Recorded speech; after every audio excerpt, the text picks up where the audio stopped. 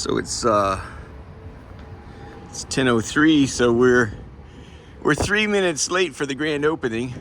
Okay, the doors are open. Now we're gonna have a positive attitude. It's corporate America's version of a bookstore. I highly recommend you dive into local bookstores and boutique bookstores. Like, you remember that on Capitol Hill? It was a bookstore in a townhouse. You even go to sit on the turlet, and there's law books for you to read. I mean, come on, and they're there for the books, man.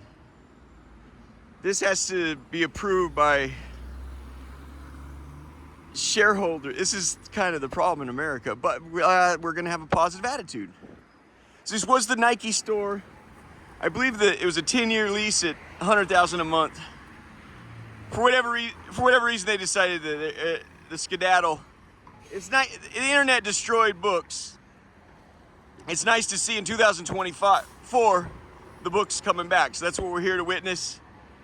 What books look like in a Home Depot.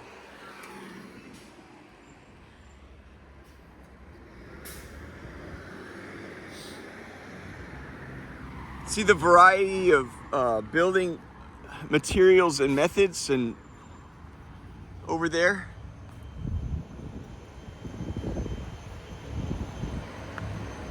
You know, it shows you that this, sorry. A book is a gift like no other.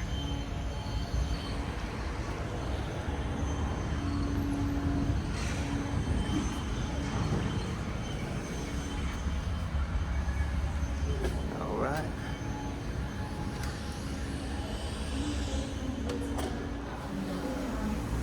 Sure is. Okay.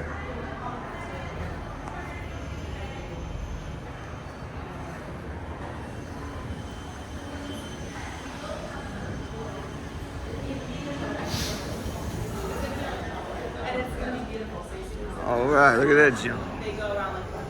I love Christmas. This looks nice. History of the American Bookstore. The author should have been there. Oh, is that right?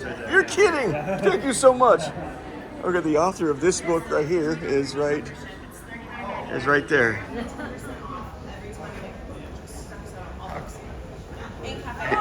Why he's wisely brought his water, so.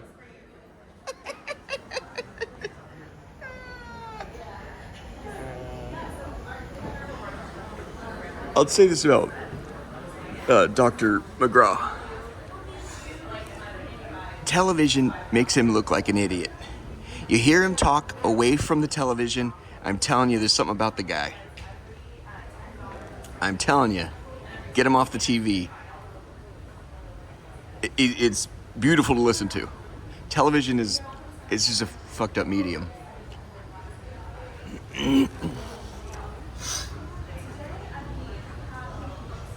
Okay, so, yeah. Okay, let's just move on here, you guys.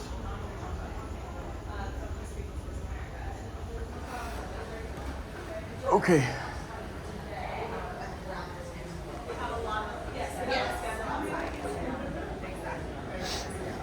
Erik Larson. Now, Larson wrote The Devil in the White City about the 1893. It's about the Civil War here. About the 1893, the World's Fair in 1893, and a serial killer there. H.H. Holmes. Miss, where is your all-time bestseller? All-time bestseller. Well, we have a lot of bestsellers. I don't know. All-time. The world over. I mean, it'd probably be the Bible. There it is. He's the winner. Yes. Where do you keep the Bible? Third floor. Thank you so much. All right. Let's do the first floor first. She nailed it. She nailed it. It took her a minute. It took her a minute. So now we're getting into the this is slick stuff, you know? They have like a wax set you can put on the envelope, put your initials on the, you can seal the envelope so Laura can't creep on your shit and read it and send copies to everyone.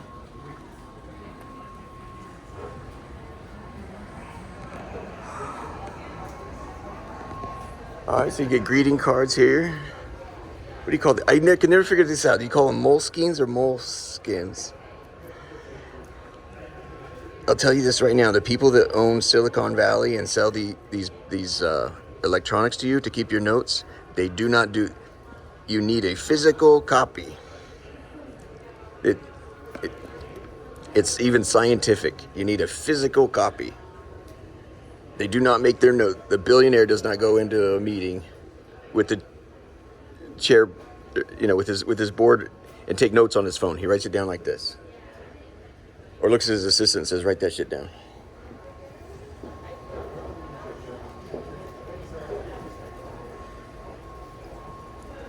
This was the war strategy in France during World War I and II. Especially one, the Western Front. The generals, where on the line would you like to bang your head? It wasn't, are you going to bang your head? It's just, where on the French line would you like to bang your head?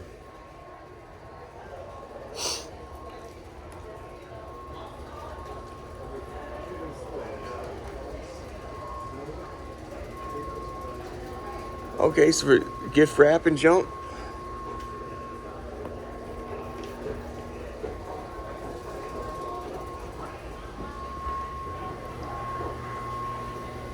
So this is leftover from Nike.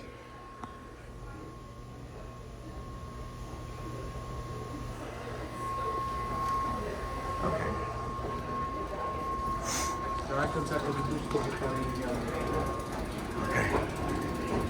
All right, let's hold on. Let's look at some more pretty stuff first.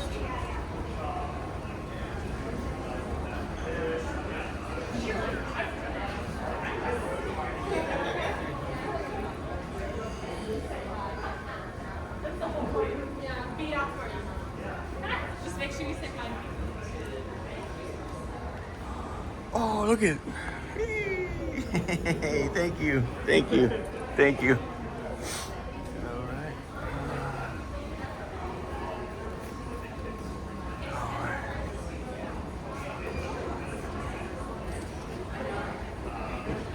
Yeah, I love it there. We want to like the next time.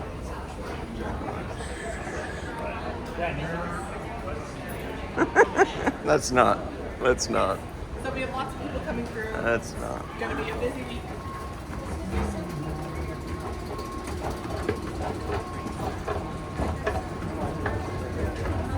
Yeah, I bought my niece a bunch of card stock and stuff for correspondence. Stamps, envelopes, everything you need, books and bags. And for the card stock, I said, please write your father. Here's the classics.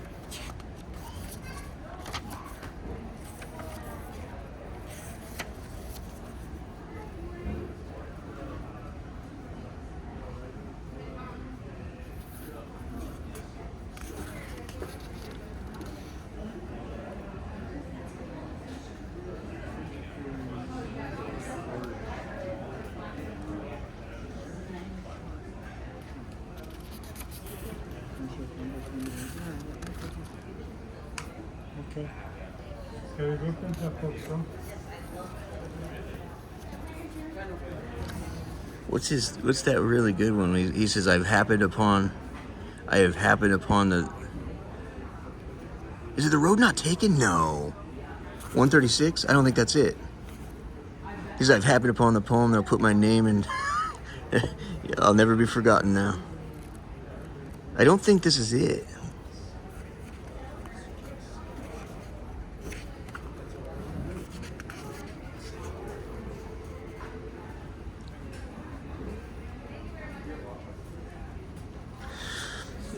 You know, let me give something. Do you know what speed reading is? This is a perfect example how to speed read. Like JFK could. I'll teach you speed reading.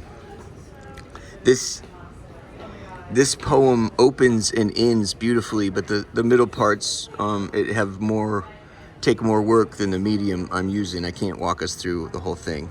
So speed reading is when you read a paragraph, you read the very first line of a paragraph and then read the last line of the paragraph. That's how they speed read.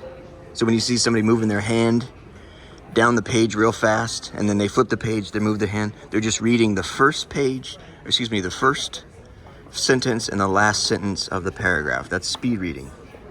They're not reading fast, they're just not reading everything. So road not taken, two roads diverged in a yellow wood, and sorry I could not travel both and be one traveler. Long I stood and looked down one as far as I could to where it bent in the undergrowth. I shall be telling this with a sigh.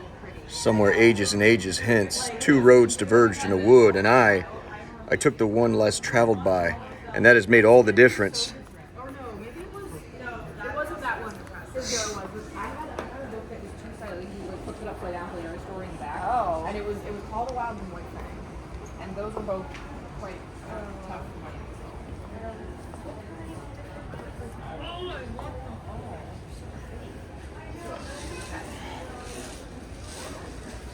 Well, let's think on that. What is the one where he's in a? He says, I've stopped my horse, and he must think it queer that I stop without a farmhouse near. The Kennedy, I think, said it right before he was shot. RFK. He says, miles to go before I sleep, and miles to go before I sleep. Now let's go on to Chicago, or something like that. And then he was shot. I got promises to keep. That's it. Oh, I got goosebumps. I got promises to keep. And miles to go before I sleep, and miles to go before I sleep. Cormac McCarthy.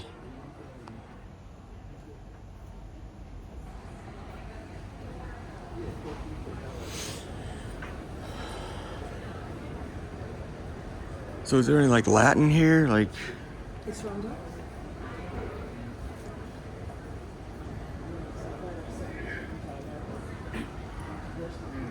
some memoirs. So classics would have like the Odyssey by Homer and Virgil and just all your really good books. Tale of Two Cities. You heard the phrase "it scares the dickens out of you"? I don't know, but I think they. Oh, here you go. Now this is what we're after. Dante. It's a beautiful book. I'll give you that. The ink and the dust. Robinson Crusoe. Spawned a lot of work, like Tom Hanks, where he goes to the island. He's in a FedEx jet and he's marooned on a desert island.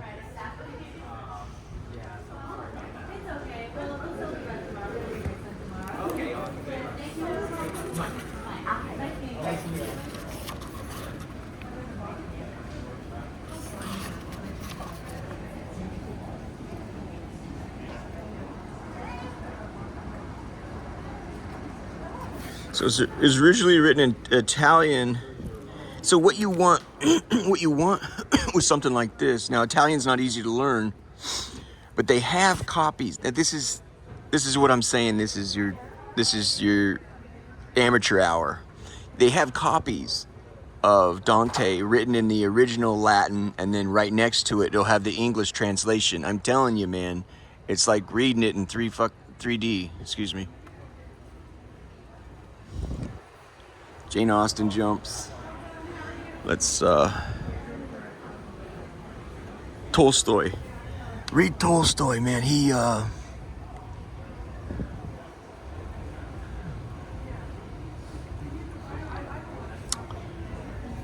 was the one, in fact, he says, why? He became a Christian late in life. And he explains the intelligentsia in Russia. And he says, we are all full of shit, man. Anyway, he says, the Sermon on the Mount, why have we never tried? There's no religion anywhere that's tried the Sermon on the Mount. Why? A lot of like top dogs in that business, like monks on their deathbed, will repeat that. Why did we never try it? The Sermon on the Mount. Tolstoy said that. Here you go. I mean, come on, have some fun with that junk. Art of War. Come on, even gold and then junk. Okay, let's move on. Oh, Wagner, you need to learn about Wagner. I'm sorry, let's go.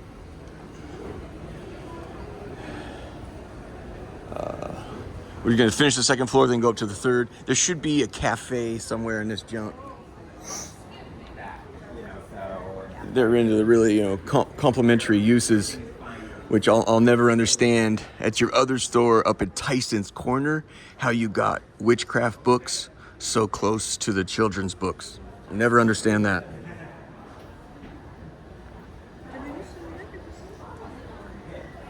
Yeah, get rid of that. And then we'll talk about maybe me not shorting your stock. By the way, overnight trading was great as a result of Trump's election. So just interesting. I don't know what it means.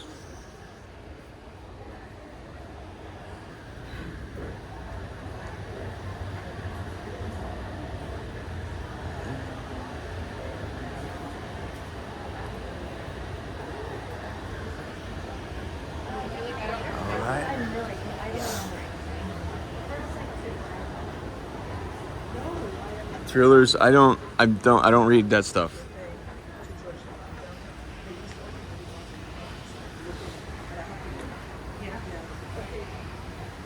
There you go, Paradise Lost. No, so this is gonna, in my mind, this is like a classic, isn't it? John Milton, Paradise Lost. So this is exactly, I think, what you think it is. The epic poem, Paradise Lost. Anyway, it sort of gives. I've not read it, but I've heard it argued that it argues for sympathy for the devil, which I feel sorry for anybody that jacks up their life, to be honest with you.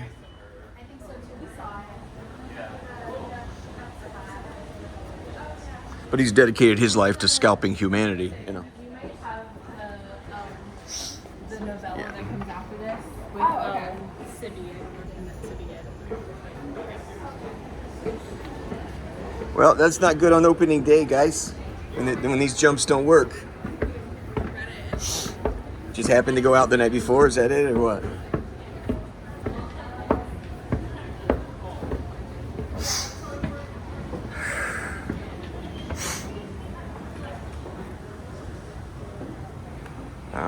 Think like a monk. If you're thinking like a monk, you ain't fucking smiling.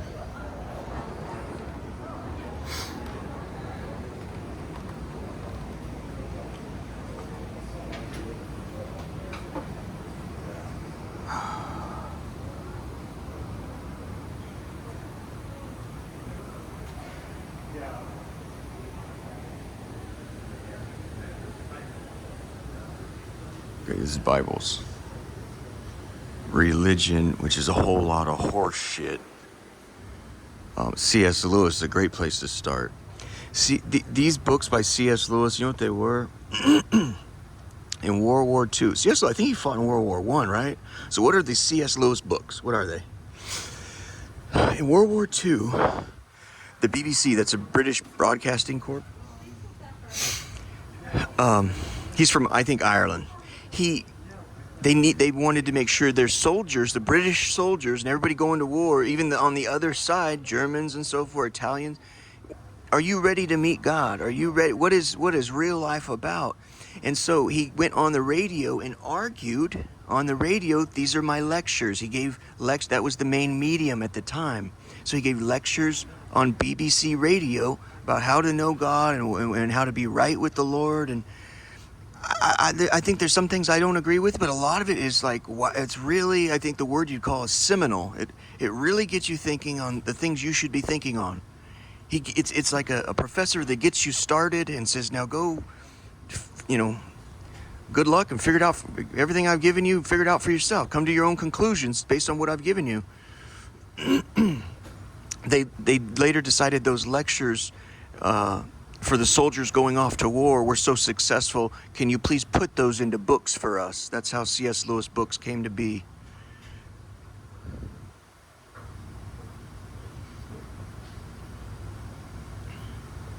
I could talk forever on that. Let's just move on. So, yeah. But how's it going? I'm all right, man.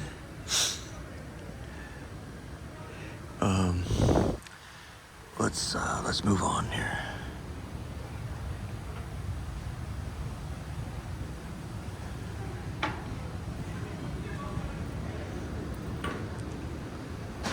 Okay, so I want to give that guy his space, and I want to be free to talk.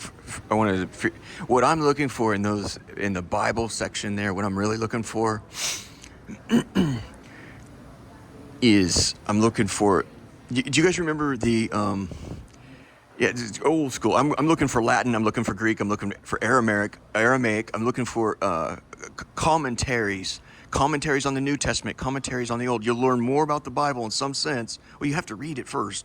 Or later, and both, in between. It's a big meal to eat, right? You consume them jumps, you got to learn it and digest it and process it. Like it says in the Old Testament, he says to Cain and Abel, it's Cain who's struggling. He says, their sin crouches at the door, man. You must wrestle with this. That's never changed. Jesus didn't change that. Sin crouches at the door. You must wrestle with this. I'm looking for surveys on the New Testament, surveys on the Old, commentary, Latin, Greek. They even have the Old Testament, which is the Jewish Torah, or however, there's some minor modifications, I think, but they have a version called, it's like the Four Sources. It's a Bible it has Genesis, Exodus, Leviticus, Numbers, Deuteronomy. It's the first five, during the time, I think, written around the time of Moses, the first 5 books. I haven't dove into that stuff in a long time, you guys. But the point is you can look at language forensically, and they have done that with thousands-year-old documents. Those documents are, I've got thousands-year-old documents, and they'll have like the P source. They can tell somebody traded off. Like, okay, you write the next part. You write the next part. They're like the P source is all shaded in pink. Then the yellow, green. There's 4. Then like a teal or a mint color, yellow, pink, blue. The 4 colors. It's the priest source. It's a judge or something like that, and maybe a scribe. I can't remember what the 4 were, but they can look at it and they can. It's not to somebody that's not been taught it, like with Da Vinci or Leonardo. He's from the city of Vinci. Leonardo, if you look at his work and it's mystifying, you don't know how he did it. Well, if he explains it to you, like, oh wow, or take an art appreciation class with language, it's like it's you can see it forensically, and it's not. It can become high calculus, but it's very, very simple. So, here's Banksy. Hold on, we have to move on. Here's Banksy. I had an ear hustle there. We have to move on. I can't talk for an audience like that. What was I saying? Oh, the 4 sources. You can see it forensically. It's not like high calculus. My uncle once, he likes to apply for patents. He likes to create things and do patents. It's fun for him. One time he showed me the cover letter to the patent office of one of his inventions. Sometimes he hits on something, you're like, okay, with some refinement that can do, and then sometimes you're like embarrassed, you're like, okay, I gotta tell you that's retarded. But you don't, who wants to hamper somebody's creativity, right? But he showed me the cover letter, and it was beautiful, and it's something that he could do, but it wasn't his diction. It didn't use his language. It wasn't organically his lexicon. And I immediately read it and I go, who wrote this? He goes, well, my attorney. So that's what they did with the Old Testament, at least the first 5 books. We can see that not only did they hand it off, but we can tell the individual that wrote this part is a priest. The person that wrote that part is an actual judge. They could tell not only it was written by somebody else, they can tell that it was what that person's wheelhouse is. What's their forte?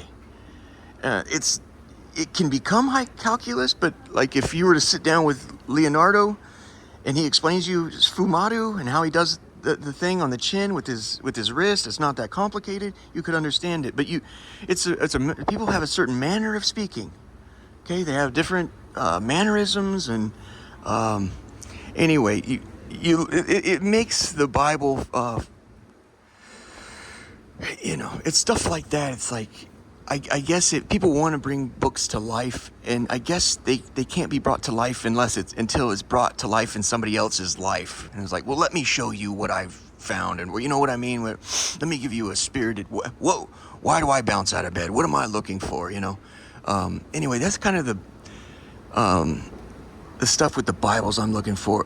What they're trying to do, with the movement now over there, I can do it without even looking. The movement now is, how do you convert ancient documents, which, ancient, the Jews were a religious tribe, that served a tribal god, and I guess the real question is was that tribal god, whom they called Yahweh, we don't even know how they say it. It was Yahweh or Jehovah. We're not sure, because they stopped saying it. They were afraid to say it after a while, because you weren't allowed to say it in vain, right? Anyway, I feel like I'm getting moved out here, so hold on. Well, here's some water. Anyway, what was I saying? I was just trying to find a private spot to talk. So what they're trying to do is take ancient documents and make it applicable today. So that's why that's all horseshit there. Like, I don't know, like somebody bought me a book, like Jesus as CEO or something like that. I mean, I think I've read a few pages, a chapter or two or something, but that's the sort of horseshit you're going to find over there, is like, how do you convert the Bible into a corporate, profit-driven hedge fund setting? That's why I don't really need to spend too much time with the Bibles over there to know it's horseshit. Okay, so here's some...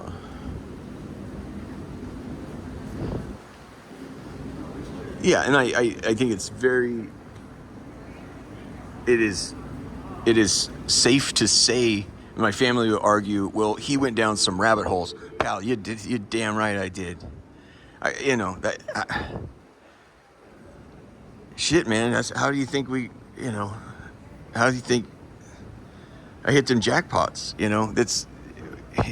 That's what you're looking for here, is you're looking to go down the rabbit hole somewhere. That's what you're looking for. You're like, what's my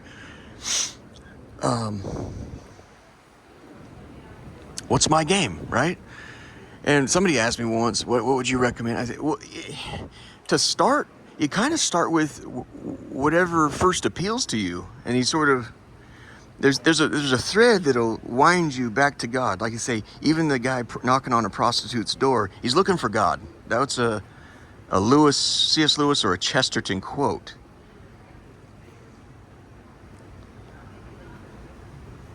Even Trump aiming for his next big score, he's really looking for God. Oh, there you go.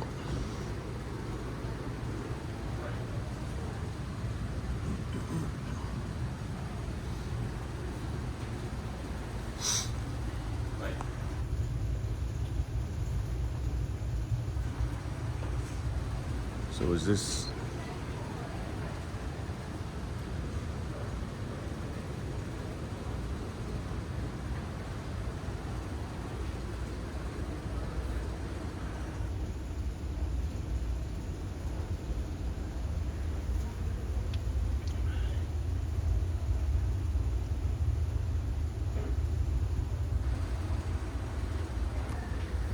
So this is what you call the left-hand path. This is what you call the left-hand path. Now what they'll do... Hold on.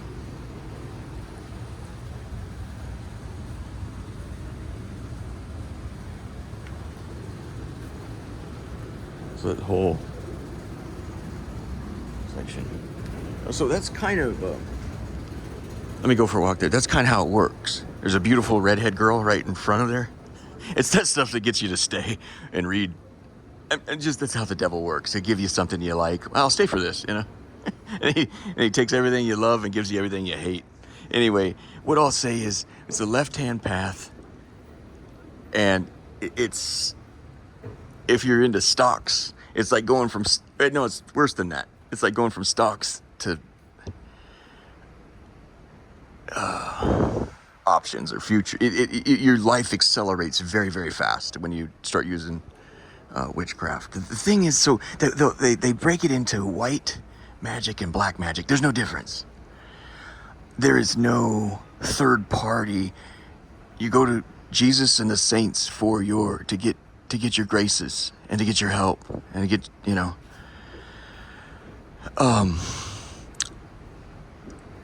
the idea with, I think, what they're trying to sell with white magic is that you're just using the earth. There's no third party. It's good and bad. All witchcraft is bad. There's no, they're going to try to sell you off like we don't get into the demon stuff. It's never not demons. It's never not demons. There's no, you got angels and you have fallen angels. There's no third party out there that the white magic is appealing to. Oh, we go with the people that really don't have a dog in the fight. It's never. It's always the left-hand path. Yeah, let's see if we can swing by see if they have a Shakespeare section and we'll wrap it.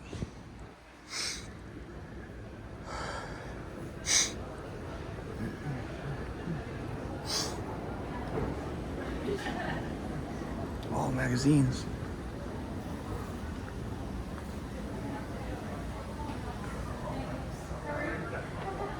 So New Yorker, Economist, I'd be looking for the Atlantic. And then of course, the next thing I'm looking for is Strategy and Tactics. They, you know, there it is, right there. Strategy and Tactics. Caesar, oh, come on, look at this. Holy crap, bruh.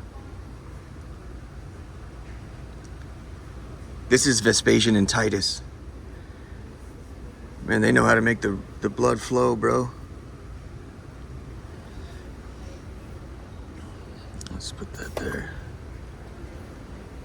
Strategy and Tactics. I remember reading, it was somewhere in 2004, they had, I think, a special on the siege of Fallujah. And it was during that I read the United States military has, we needed scientists to come up with some trick stuff. What they were doing was we would go door to door or whatever, and you know, Fallujah or wherever, and they learned how to fight back with the flashbangs. They would take heavy sedatives, you know, Valium or something of that nature, Xanax or heavy doses of that. So when you throw in a flashbang to concuss everybody, well, they're still there and they're ready. So they're waiting for you to come in so they can detonate, they can blow up the house. So what they did was they had found, no kidding, the United States military found, they had like some, I think it's like it seemed, the way I was reading, it was like a shoulder launch jump. It shot something into the room that would deplete all the oxygen in the room. So they would stop breathing until you drag them out. So it stopped their function, you know, their ability to fight. When I read that, I'm like, and that's the point. When you have every conceivable advantage in history and you still find the occasion to commit war atrocities and war crimes, it sounded like you did it because it was fun. Well, I get to do this.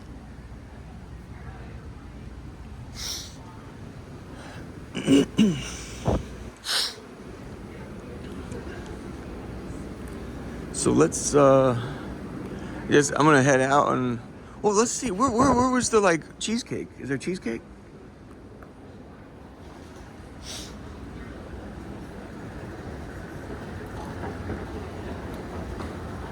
I don't see any coffee.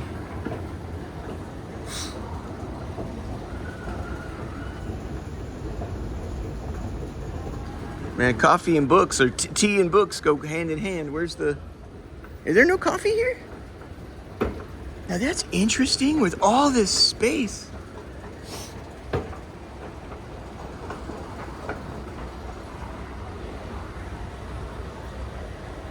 Oh yeah, I think I've been told to remind you, history is always awesome to read. What is oftentimes better than history, and professors will tell you this, is read biography as opposed to history. It's... Sir, a couple questions. Do you have, first of all, is there coffee sold in here? Our cafe is not open at the moment. And what floor would that be on when it is? It will be on the third floor when the construction is finished. Very good. And who's that going to be by, like Starbucks or somebody? Or? So it's a Barnes & Noble cafe that has a licensing agreement with Starbucks. Very good. Yes. Thank you. Last question is in Shakespeare. Shakespeare, let's see. Let me see if we got him in poetry. Oh, it's going to be in the poetry there. I will double check. Okay.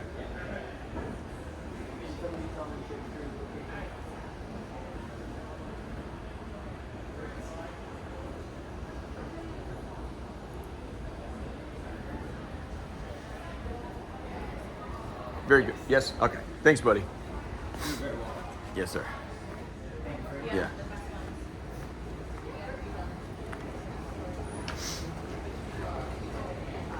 Right there in that center bay, we got. Yes, sir. Yeah.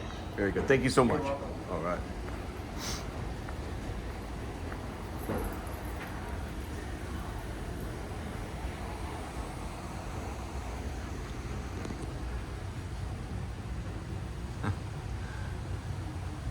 Yeah, Merchant of Venice, about a Jew that lending, who gets his pound of flesh or whatever. But hold on.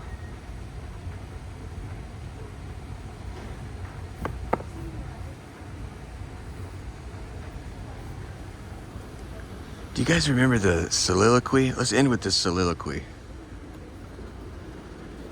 I can't remember. I think it's 1 Henry IV, 2 Henry IV. And I'll just look like an idiot thumbing through it right now. This is what I tried to find. I was trying to get us into the Folgers library so we could read that line.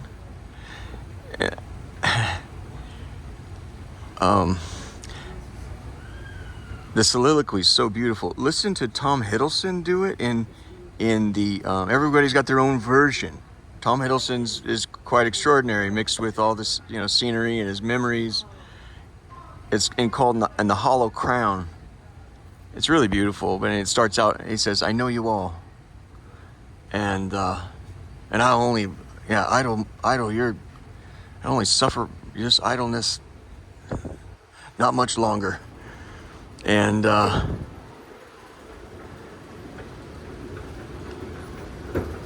anyway, so you had to do a final project in my Shakespeare class, and I sort of did this I can't draw for crap, man. A little drawing of Shakespeare, I think, and I did his beard with curlicues, and I hid the phrase in his beard, "I know you all." He created personality. Shakespeare did. I talked about that in another video, but anyway, some of my classmates were really impressed with that. I said, and so my professor, he says, "Well, it's very important to me what you say next, because that sounds tawdry." I said, "I believe," and I just put my hand on the entire corpus of all his works, which you can get from the Goodwill for $5 by the way, okay? You can get an entire copy, a used copy of all Shakespeare's work for $5 at the Goodwill. I had at least two.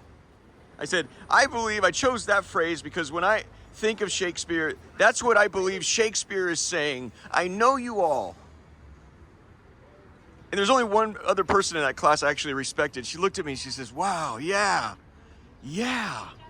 I know you all." And it was only years later that I found out, I heard the phrase the idea that Sigmund Freud, one of the greatest psychologists in the history of the world,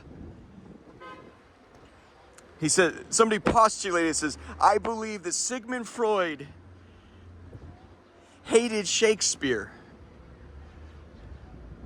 because he knew Shakespeare was the only one that possessed a better map of the human soul than his own.